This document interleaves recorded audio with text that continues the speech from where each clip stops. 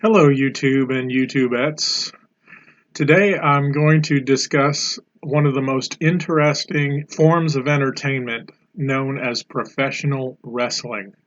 Now, I did not grow up watching professional wrestling. My earliest memories was my dad would be channel surfing on the TV, and I remember a couple of times he would come across a wrestling show and after about 15 seconds, he would go, "Oh, brother, this is so dumb," and change the channel. But I remember he always told me it's fake.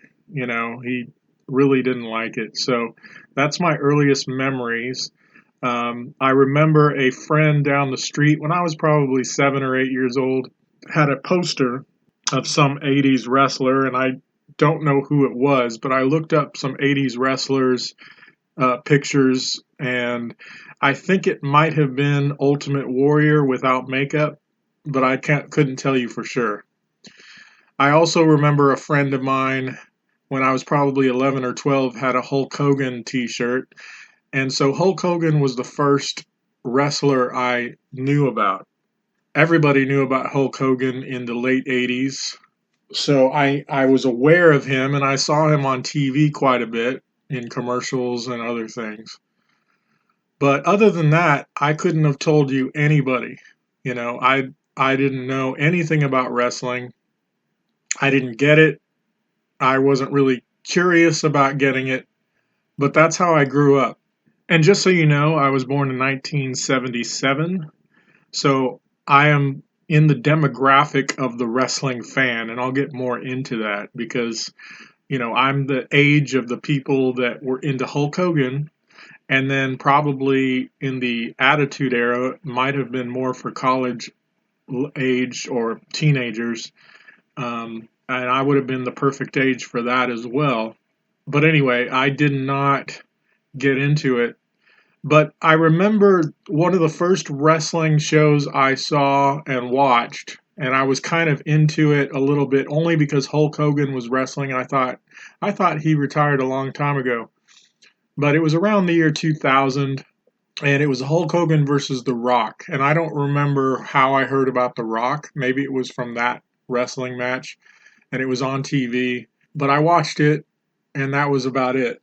And there was whips involved, and I don't know if it was a rerun or what, but I'm sure wrestling fans know what I'm talking about. Hulk Hogan versus The Rock with whips. But I really wasn't into wrestling yet. I just know I noted watching that around the year 2000. So here it was at the turn of the century, knowing about two wrestlers, Hulk Hogan and The Rock. That was it. I knew nothing about Stone Cold. I knew nothing about The Undertaker or anybody else.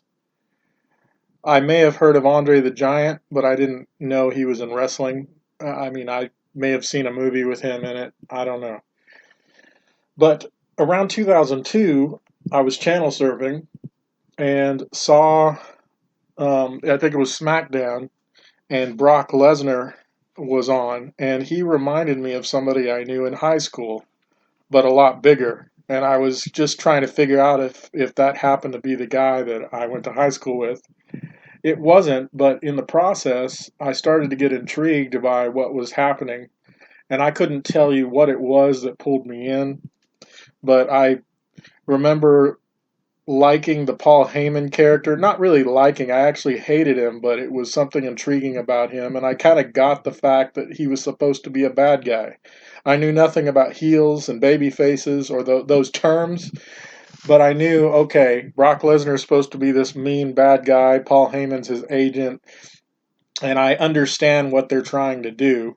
But in the process, also, even though they're supposed to be bad guys, became my favorite characters in the show. But I got pulled in 2002 somehow.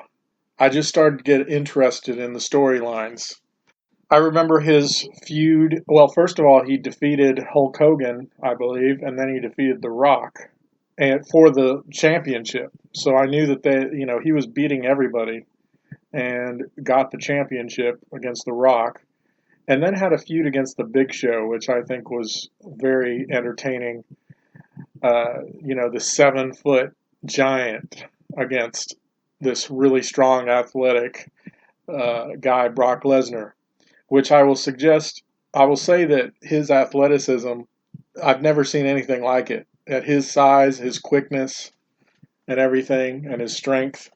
And so part of that was, even though it was fake, I was actually a bit intrigued by the athleticism and the true things they were doing in the ring, but also the characters that were being built. And there was something about it that I realized, okay, I can see what is intriguing about this. But I was still ashamed of it in a sense that it was a guilty pleasure. And I knew nobody that was into wrestling. I had no friends that ever talked about wrestling. My roommates kind of made fun of me for watching it. But I was kind of getting into it. But his Big Show, Brock Lesnar's matches with the Big Show were intriguing, and I remember a match. I mean, the feud went on for months, but I remember the match in which Brock Lesnar had Big Show on the corner and flipped him up over his head, and the ring collapsed, which was amazing because I knew, okay, everything in here is staged, and everything in here is not, it's all planned, but still that's a pretty cool thing to happen. So that was something that intrigued me about it. As somebody who had done some stage acting, and I was aware of behind the scenes on stage, how there's characters on a stage and then there's choreography. And so I noted that this is, in a sense, choreography. It's like a dance that is going on between two wrestlers, or sometimes three, or a Royal Rumble kind of thing. So it's all choreographed instead. So it never really hit me that, okay, this is not real punches. They're not really getting hurt. But then I saw blood. I saw things that, ooh, that looked like it made they made a mistake. That, sometimes I started to wonder, I mean, how could that not be real? And I know I'm watching, it's like a magic trick also. So you're watching a magic trick. Sometimes it's pretty obvious, like they're stomping and swinging a punch and they don't even make contact, but the stomp is to make it more dramatic than it really is. So sometimes there's stuff like that. But then when you see the thing with Brock Lesnar, you think, okay, that takes some talent, how they did all that. The next big feud Brock Lesnar had was with Kurt Angle. And at first, I thought Kurt Angle was the cheesiest character. I first saw him when he comes out with his music, and he's doing this spin, and he's supposed to be the All-American hero, the Olympic wrestler, and I just thought it was kind of cheesy. But as he started doing feuds with Brock Lesnar, I thought, okay, this is pretty interesting. It showed that Kurt Angle had a tough side, and there was some matches, a lot of good matches between Brock Lesnar and Kurt Angle, and I was fascinated by that feud. And there was a match that I think Brock Lesnar threw Kurt Angle up against the turnbuckle, and you could tell it looked like Kurt Angle broke something, and I was not sure if he really broke a bone or not. That I realized, okay, there's some things in here that sometimes happen that I'm like, okay, was that supposed to happen? And so that was kind of intriguing as well. In the back of my mind, I thought probably it was planned and probably he's faking it, but that looked like he really did break a bone. And I think he started coming out in a cast after that. Now, as I said earlier, I was aware that there were good guys and bad guys, that the way that they were performing and acting, I knew that Brock Lesnar and Paul Heyman were supposed to be bad guys. But authentically and gradually, I don't think it was like overnight, Brock Lesnar became a good guy. And I'm using these terms because I didn't know about the terms babyface and heel yet. But the uh, the fact that he kind of authentically became a good guy was intriguing to me. I actually started liking him before he wasn't an evil. I mean, Paul Heyman seemed there was something easy to hate about him, but Brock Lesnar was just a fighter. It wasn't like he was a cheater. There was some other bad guys, I think, and I don't remember who that would cheat and things like that. That just seemed, you know. But Brock Lesnar slowly became a good guy, you know, and he was pretty much the same. It wasn't like he did a 180 and was completely different. It was like he was still true to his character, except he was fighting more heels. And he develops a friendship with Kurt Angle and all that stuff. And then that leads up to his feud with Brock Lesnar's feud with Vince McMahon and the steel cage match. And this is one of those things that really took me by surprise. And now maybe people that had seen wrestling for many years uh, would expect something like this.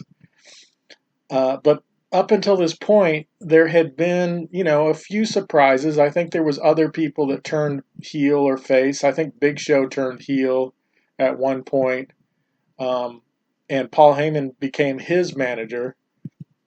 And that might have been earlier. That might have been when Brock Lesnar was still having his feud with the Big Show. Because as I recall, in this match that was supposed to be between Brock Lesnar and Vince McMahon in a steel cage, Kurt Angle was the ref, and Brock Lesnar and Kurt Angle were friends at this point. They were both good guys, and Vince McMahon was a heel. And you kind of feel like Vince McMahon has something up his sleeve, but you don't know what. And I think I had an expectation, but the reason I brought that up is because Paul Heyman was not around. So I assume Paul Heyman was already the Big Show's manager at the time. I'd seen some twists and turns along the way, which were kind of intriguing, but this is probably one of my favorite. And I wasn't really sure what to expect, but what happened was not what I expected at all. They did a really good job telling this story.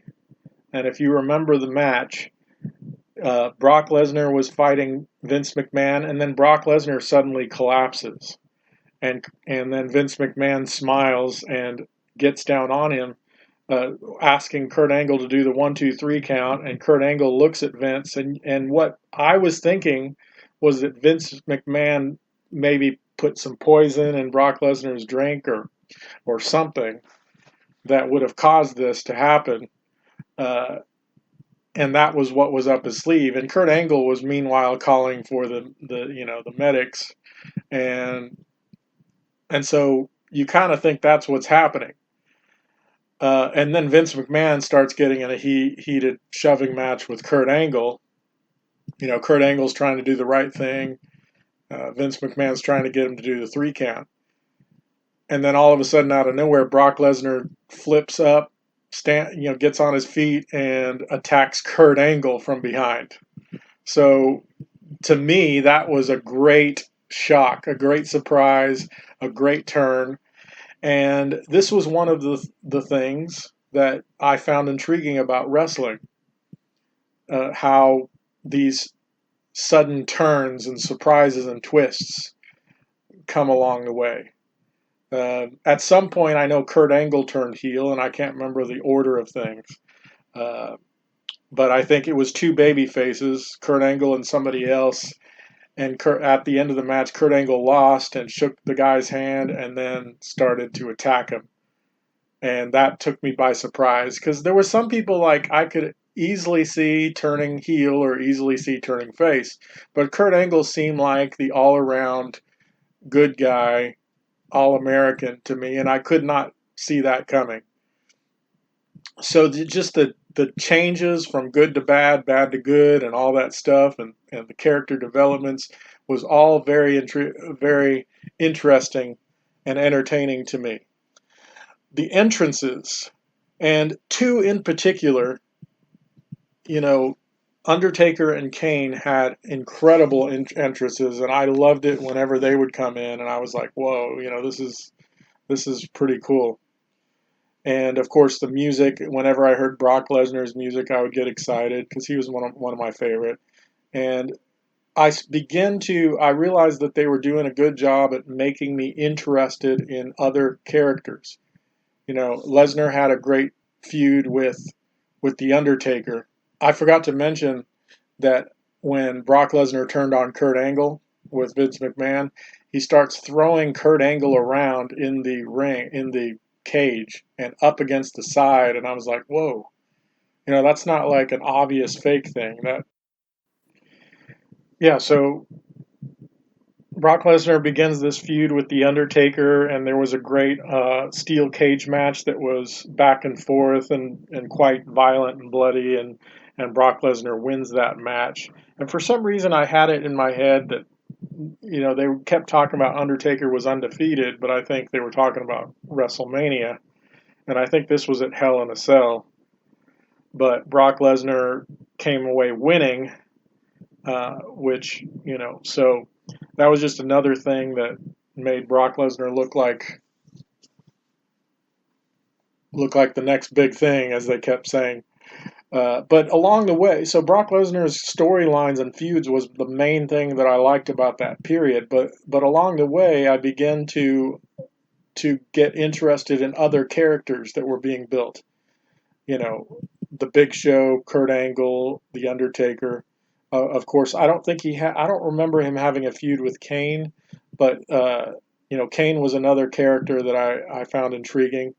But then Eddie Guerrero and Chris Benoit, who were smaller guys, but you could see some like toughness, and they were good in-ring performers and all of that. And I began to enjoy those characters as well.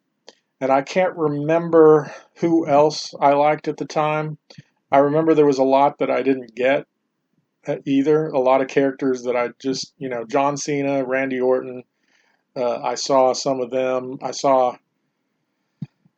But for whatever reason, I wasn't really. There was a lot of characters I really didn't get, but overall, I thought the shows were very entertaining. And then around 2004, there was a lot of things that happened, and I started to get bored. Brock Lesnar quit. Paul Heyman was still around for a while, I think, and then the JBL championship run. And I really began to get bored by the whole thing. JBL just didn't look like a fighter. There was something about it, but I began to get bored. Now, later on, I found out that Paul Heyman was the head writer or lead writer or whatever you call it from 2002 to 2004, and Stephanie McMahon began to take over. And so I had no idea that was going on behind the scenes until much later. But along the way, I have the Paul Heyman documentary. I also saw the ECW documentary, which was really interesting. I've seen.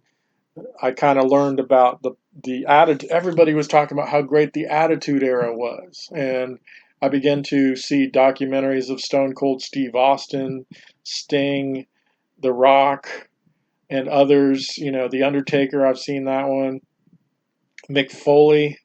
And so even though I kind of got bored and I stopped watching wrestling between 2005 to 2011, I I started to understand some of the history of wrestling. To see this independent wrestling company, ECW, the documentary where they're having a ring with barbed wire, which I'm like, what in the world is this? This is definitely not fake. This is real barbed wire and real blood everywhere. And I was like, man, that's crazy.